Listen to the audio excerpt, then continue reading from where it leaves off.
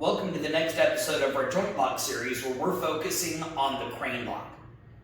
The primary structure of the crane lock is the wrist being bent downward at this 90-degree angle. Now there's a couple of ways this is generally applied. First of all, you'll commonly see a crane lock used quite often as a transitionary technique. In one of our other episodes, we talked about the inside wrist lock. And if I rotate the inside wrist lock all the way around and then apply downward pressure, look, that's actually a crane lock. You'll also see it in Hapkido, commonly used as a Kumbhalaka technique, where I collapse the wrist and I collapse the elbow, I pull it into my chest, and then I pull that crane lock into my chest and I point down. You'll also see this commonly used as a Hapkido fixing technique, where I'm kneeling on his shoulder, I've got his elbow locked out against my knee, and I'm pressing his wrist in a downward direction to create that crane lock.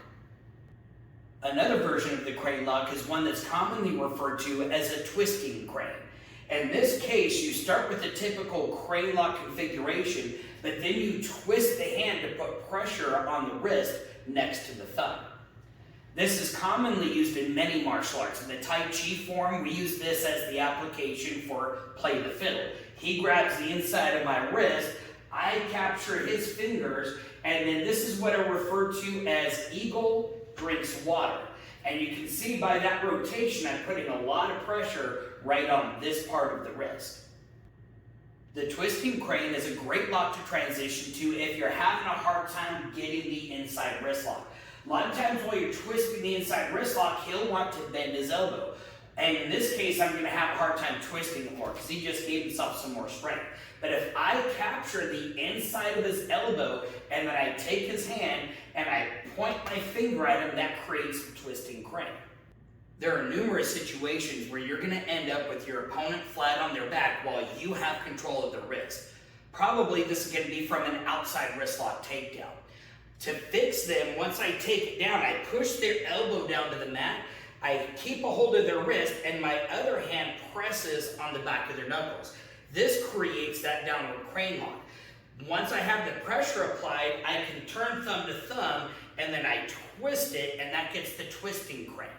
The key is I don't want to let go of the wrist. That's when he's going to escape. Once I got this pressure, I'm going to keep the pressure pressed down while I transition my thumb.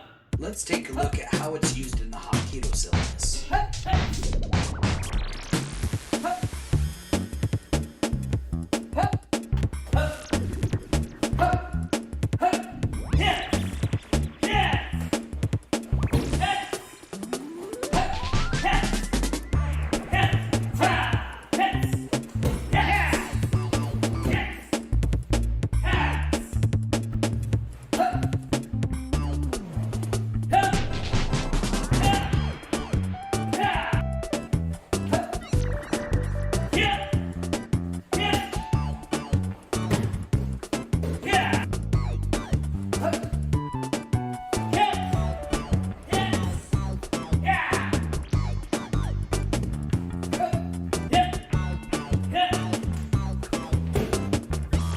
Thanks for watching our video. If you enjoyed it, like it, and make sure to share that with a friend. Click the subscribe button and then hit that notification bell so you can catch our next exciting video.